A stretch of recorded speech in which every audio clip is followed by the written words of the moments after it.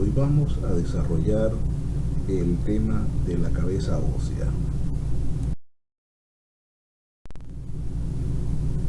Con respecto al término de cabeza ósea, nos vamos a referir a qué es el conjunto de huesos que forman el esqueleto de la cabeza, en este caso sería el cráneo y los huesos de la cara, y rodean y protegen al encéfalo y los órganos de los sentidos, que contiene el aparato de la masticación.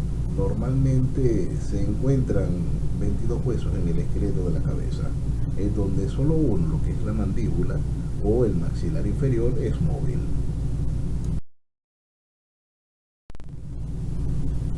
Para otro tipo de literatura afín que pudieran encontrar, se subdividiría en neurocráneo, correspondiente a los huesos que cubren la parte de lo que es el cerebro, y el esplagniocráneo o el viscerocráneo, que son el conjunto de huesos que van a conformar la parte del rostro. Vamos a comenzar a desarrollar lo correspondiente a los huesos del cráneo. Comenzamos a desarrollar entonces los huesos que conforman la cabeza ósea. En este caso comenzaremos con los huesos del cráneo o neurocráneo. En ella vamos a tener distintos tipos de huesos.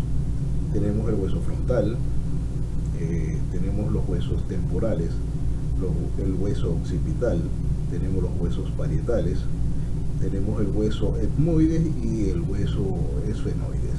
Todos estos huesos van a conformar lo que es la bóveda craneal, y es donde se va a albergar las diversas elementos que conforman el sistema nervioso central.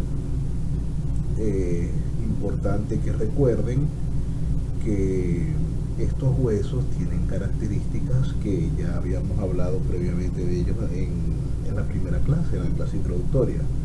Tenemos que tomar en cuenta que estos son huesos que se clasifican como planos.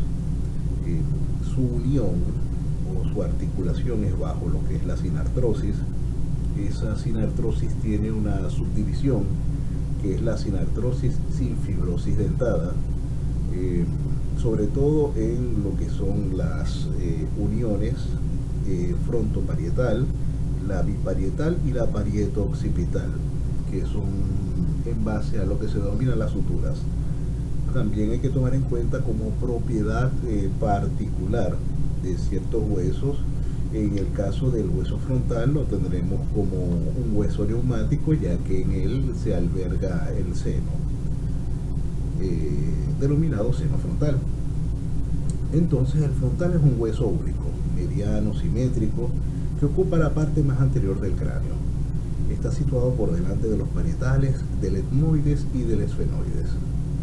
Tenemos los huesos temporales, que son huesos pares, situados en la parte lateral media e inferior del cráneo. Contiene el órgano vestíbulo coclear. Tenemos el hueso occipital, que también es un hueso único, mediano y simétrico, que corresponde a la parte postero-inferior del cráneo. Tenemos los huesos parietales, que es un hueso par, situado por detrás del frontal, por encima del temporal y por delante del occipital. Tenemos el hueso etmoides, que es un hueso único, se halla situado por delante del esfenoides y por detrás de la escotadura etmoidal del hueso frontal. Constituye a la formación de las cavidades orbitarias y nasales. Y por último tenemos el hueso esfenoides, un hueso impar, mediano y simétrico, situado como una cuña en la base del cráneo entre los huesos que lo rodean.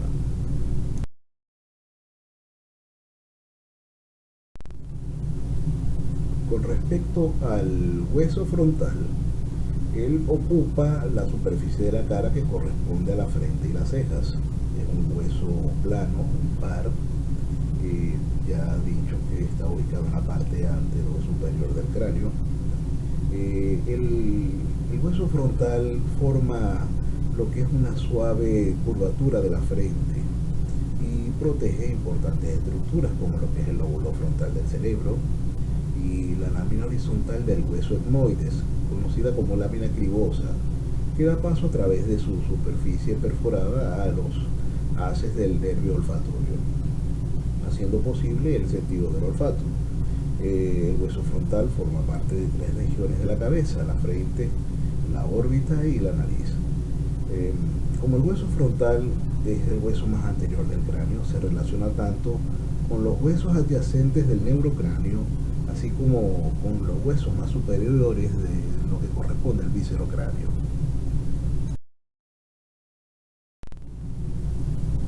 Tenemos lo que son los huesos temporales. Los huesos temporales son un par de huesos bilaterales, simétricos, que constituyen una gran porción de la pared lateral y la base del cráneo.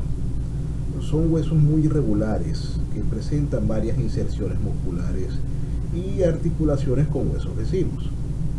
Existen una gran cantidad de orificios y conductos en el hueso temporal, a través de los cuales entran y salen estructuras de la cavidad craneal. El hueso temporal también contiene las estructuras que forman el oído medio y el oído interno. Cuando el cráneo es visto desde una perspectiva posterior, los huesos temporales pueden ser observados en las extremidades laterales del cráneo con una prominencia redondeada, el proceso mastoide o la apófisis mastoides, como también la va a conseguir en la literatura, siendo la característica visible más destacada. El hueso temporal está compuesto por varias partes, siendo estas la porción escamosa, el proceso cigomático, la porción petromastoidea, la porción timpánica y el proceso estiloide. Dado que el hueso temporal contiene lo que es el órgano del vestíbulo coclear, obviamente entonces es el responsable de contener lo que es el sentido del oído, y por lo tanto está en relación con lo que es el sentido del equilibrio.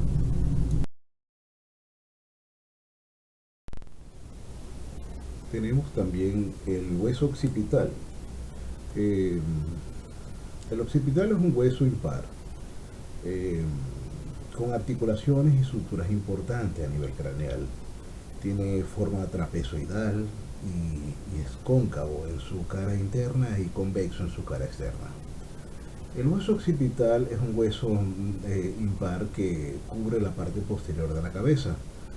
Forma parte de la porción basilar del neurocráneo y se encarga de albergar por completo a lo que corresponde al cerebelo.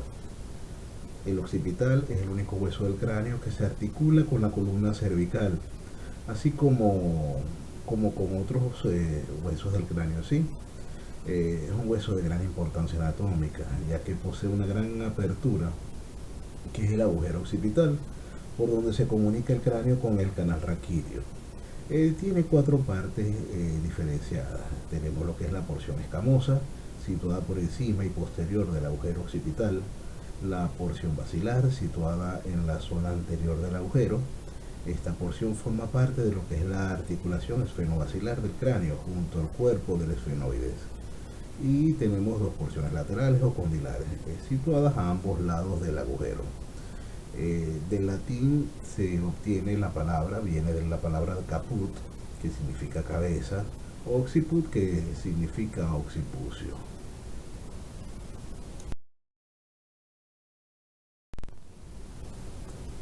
El hueso parietal es un hueso del cráneo plano, es par, es de forma cuadrada, con dos caras internas, que es el endocranial, y la externa, que es exocranial. Tiene cuatro bordes con sus respectivos ángulos, y hay que tomar en cuenta que el término parietal significa pared. Se encuentra cubriendo la porción superior y lateral del cráneo, por detrás del frontal y por delante del occipital. Está montado sobre lo que es el temporal y el esfenoides. Ambos huesos parietales se articulan a través de una línea media, que es la sutura sagital, y se encuentran por encima de los lóbulos parietales del encéfalo. Son parte del neurocráneo, junto con los huesos frontal, etmoides, esfenoides, temporal y occipital. La mayor parte de cada hueso parietal forma lo que es la bóveda craneal, mientras que una pequeña porción de ellos eh, cubre lo que es la parte de un componente de la base del cráneo. Por lo tanto, la función de los huesos parietales es la de proteger el encéfalo. El hueso parietal es ligeramente curvo y tiene una forma cuadrada, ya les había dicho. Presenta dos caras. em, Todos los bordes se articulan con los huesos adyacentes del cráneo para formar varias estructuras craneales.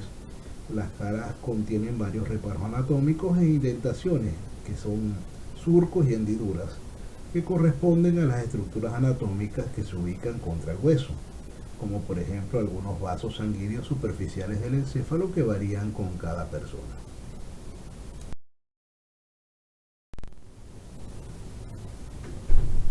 El hueso etmoides del cráneo es un hueso poroso y único que contribuye en menor medida con la porción media del neurocráneo. Su principal contribución es con el viscerocráneo, ya que conforma la región facial media del cráneo, colaborando con la formación de lo que es la órbita, la cavidad nasal, el tabique nasal y el piso de la fosa craneal anterior. El hueso etmoides es una pieza importante del cráneo, especialmente debido a la lámina cribosa, la cual permite el paso de las fibras olfatorias para que podamos percibir los olores.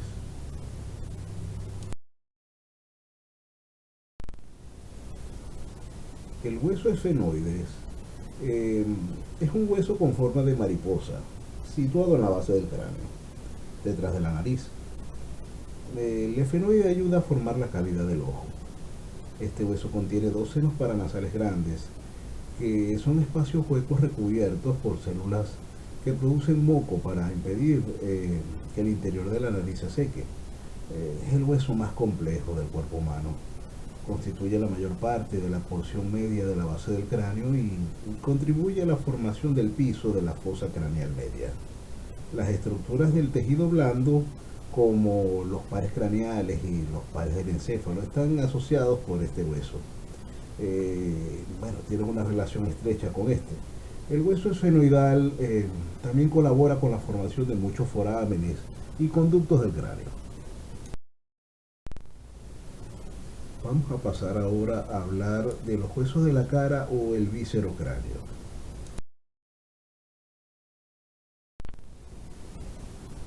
Los huesos de la cara son un conjunto de huesos de la cabeza que se encuentran delante del cráneo. Los huesos de la cara se ubican en dos porciones, llamadas el esqueleto facial o viscerocráneo y lo que es la mandíbula o el maxilar inferior. El macizo facial está compuesto por 13 huesos, agrupados en torno a un elemento principal que es el hueso maxilar superior. De estos 13 huesos, uno es único y medio, que es el hueso Vomer, situado en el interior de las cavidades nasales. Los otros huesos son pares y dispuestos de forma simétrica a los lados de la línea media. El hueso maxilar superior, el hueso cigomático o malar, el hueso cornete o concha nasal inferior, el hueso nasal, el hueso lacrimal o el unguis, el hueso palatino. Hay un solo hueso que constituye la parte inferior, el hueso maxilar inferior o mandíbula, unido por una articulación móvil a la que es la base del cráneo. En la presente lámina también les estoy exponiendo lo que son los huesos del oído medio, que si bien no forman parte de los huesos de la cara, son los huesos más pequeños del cuerpo, y son tres. Tenemos lo que es el martillo, el yunque y el estribo.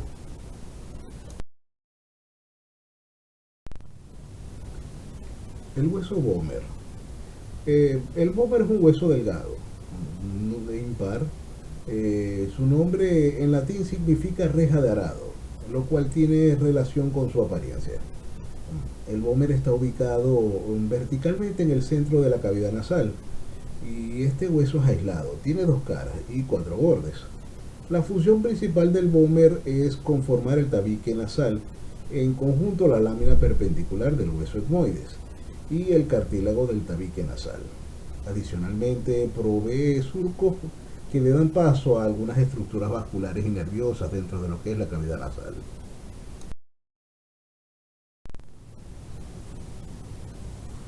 El hueso maxilar inferior o mandíbula es el hueso más grande y fuerte de la cara.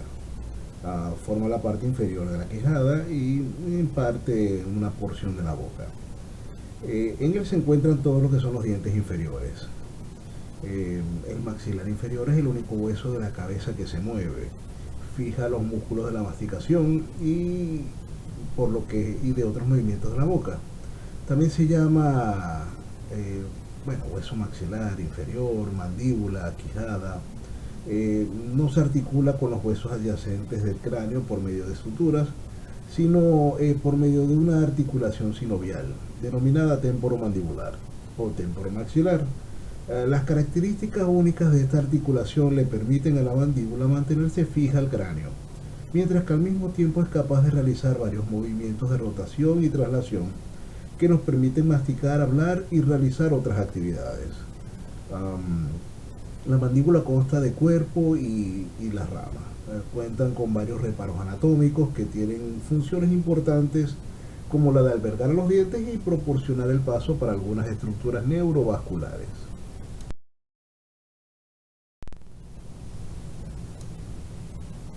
El hueso lacrimal o unguis es un hueso facial que forma parte de la porción anterior de la pared orbitaria medial. Es del tamaño y forma de una uña y es el hueso más pequeño del viscerocráneo. El nombre de este hueso corresponde a su relación con las estructuras lacrimales adyacentes. Su función es dar soporte a las partes del aparato lacrimal, especialmente el saco lacrimal y el conducto nasolacrimal, mientras que al mismo tiempo participa en la formación de la pared medial de la órbita.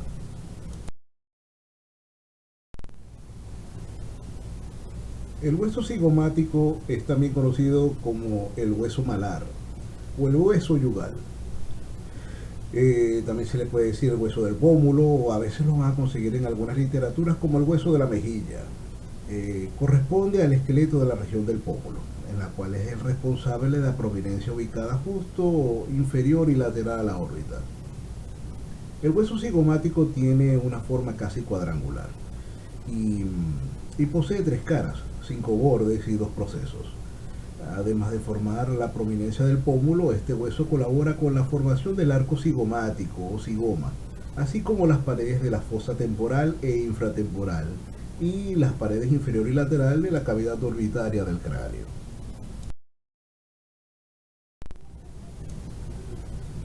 El hueso palatino es un hueso par, ubicado entre los huesos maxilares y los procesos pterigoides del hueso esfenoides.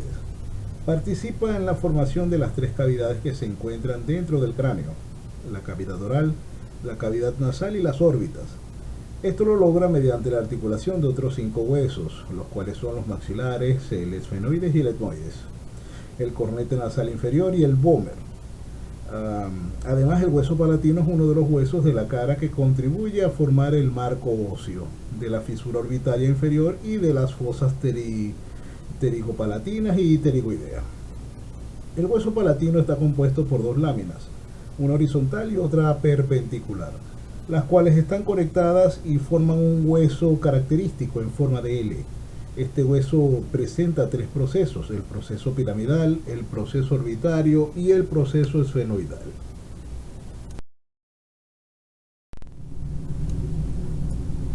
Con respecto a lo que son los huesos maxilares superiores, se puede acotar que son huesos grandes de la cara, que están en la parte superior de la quijada y forman el paladar duro, que es el techo de la boca, y parte de la órbita, que es la cavidad del ojo y de la nariz.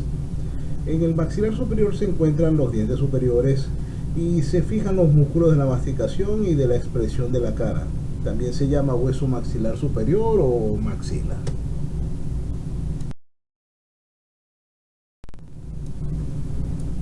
El hueso nasal o hueso propio de la nariz es un hueso de la cara que es par, es corto y compacto.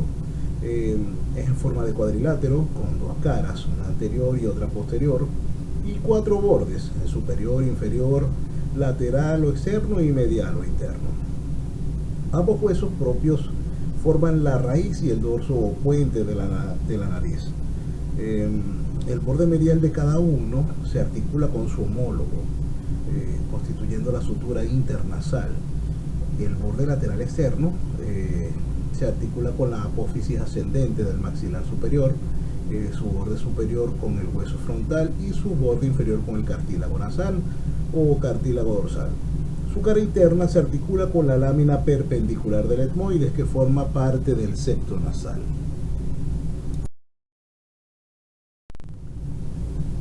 Los cornetes o huesos cornetes nasales son estructuras formadas por hueso compacto, cuya cubierta es una delgada y delicada mucosa nasal. Se ubican en las partes laterales de cada cámara nasal y su número por lo general es de 3, aunque pueden llegar a 5.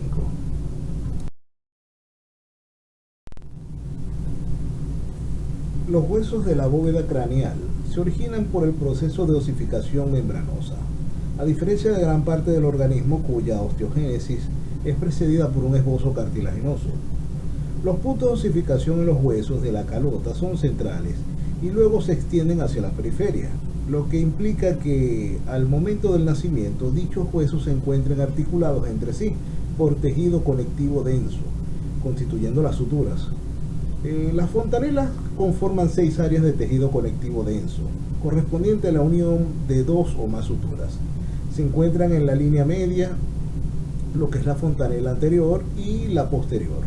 Y hacia los laterales del cráneo se localizan las fontanelas anterolaterales, las posterolaterales.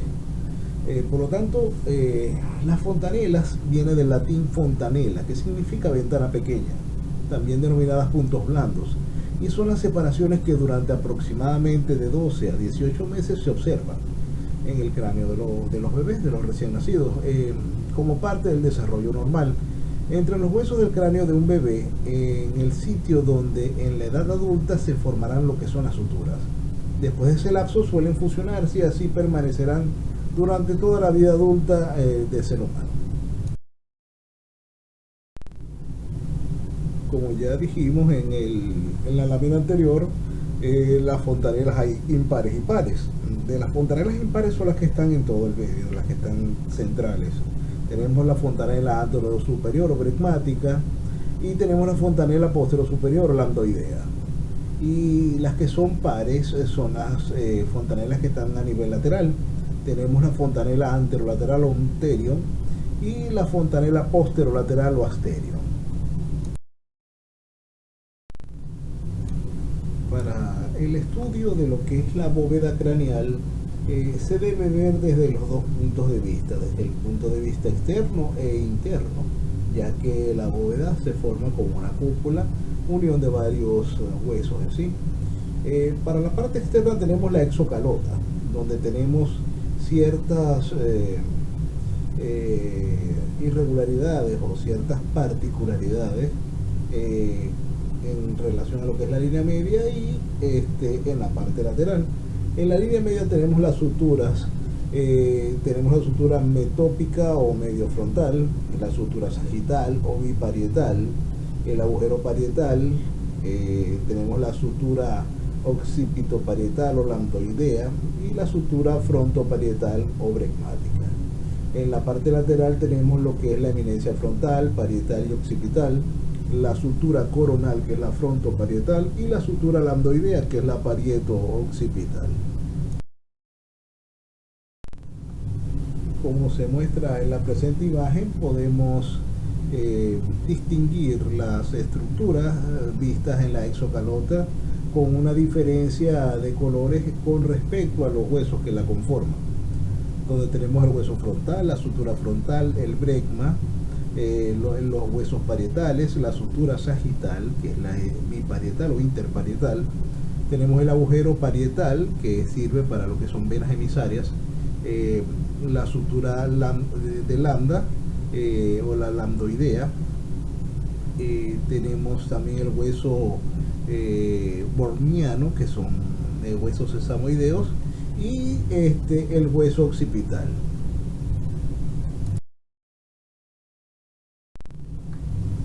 Desde el punto de vista interno de lo que es la bóveda craneal tenemos Otros elementos a estudiar y a localizar, que en este caso se le denominaría a la endocalota, donde también tendremos algunos elementos en lo que es la línea media y otros en la parte lateral.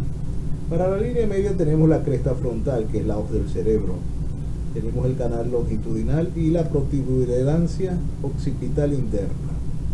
En la parte lateral tenemos la fosa frontal, parietal y occipital, la sutura frontoparietal y parieto-occipital, el agujero parietal, las impresiones de Paccioni, que son granulaciones meningias, y las impresiones en hoja de higuera. Acá tenemos una gráfica similar a la vista anteriormente con lo de la exocalota, y en este caso para la endocalota se pueden visualizar también los tres grupos de huesos que se conforman para conformar lo que es la cúpula craneal, y visto desde una visión inferior se puede visualizar el hueso frontal, la cresta frontal, el surco para el seno sagital superior, la sutura coronal, el hueso parietal, ambos huesos parietales, las fositas granulares, que son para las granulaciones aracnoideas, el diploe, los surcos para las ramas de vasos meningios medios, el surco para el seno sagital superior, la sutura sagital, la sutura lambdoidea y el hueso occipital.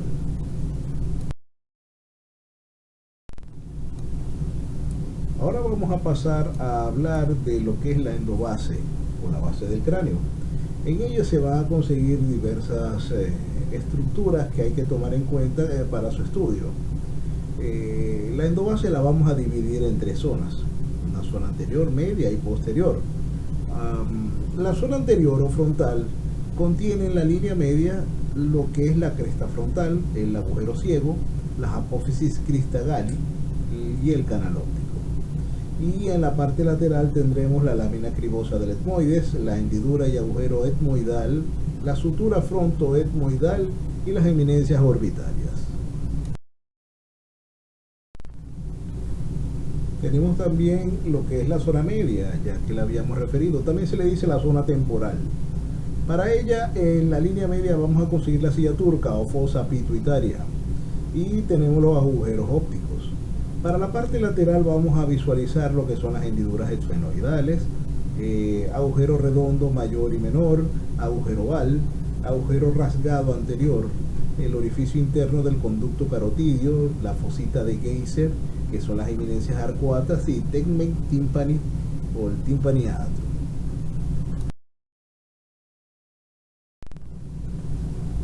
Para la zona posterior o occipital del endobase tenemos que nos vamos a conseguir en la línea media lo que es el canal basilar, la sutura esfeno-occipital, el agujero occipital y la cresta y protuberancia occipital interna.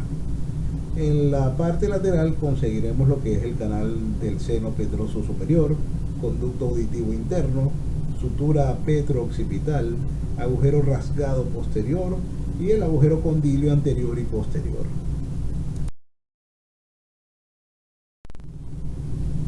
Ahora vamos a visualizar y a determinar cuáles son las estructuras que podremos conseguir en lo que es la exobase o la visualización de la base del cráneo desde el punto de vista externo.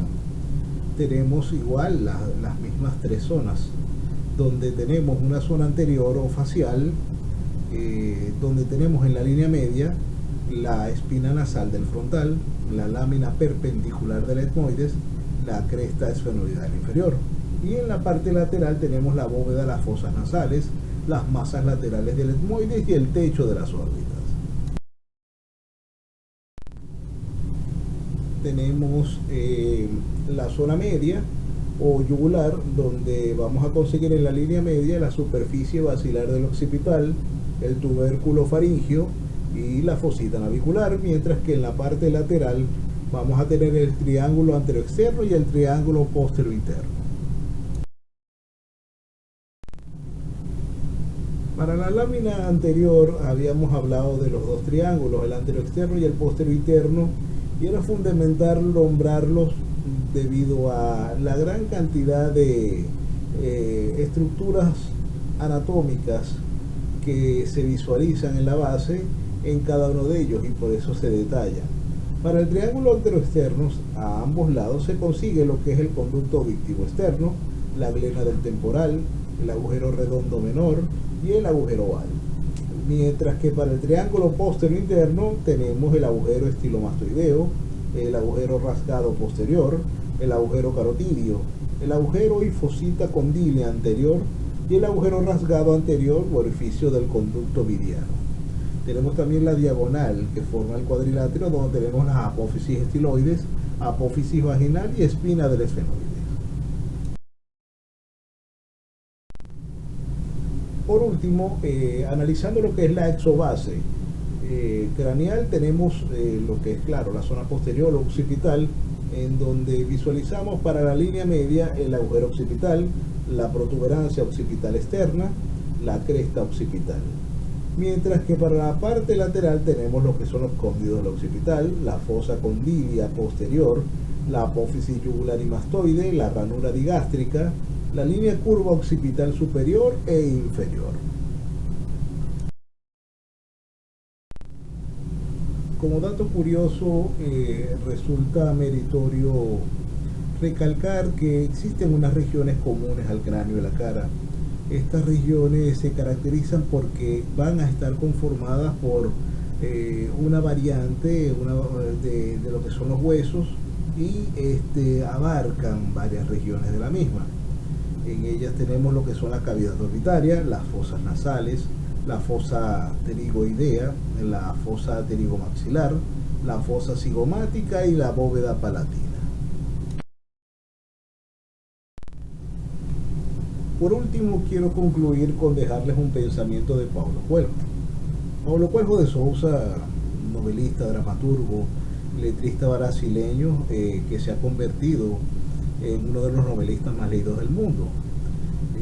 Tiene varios pensamientos. Uno de los que quisiera dejarles para el día de hoy es: la posibilidad de realizar un sueño es lo que hace que la vida sea interesante. Es necesario aprender lo que necesitamos y no únicamente lo que queremos.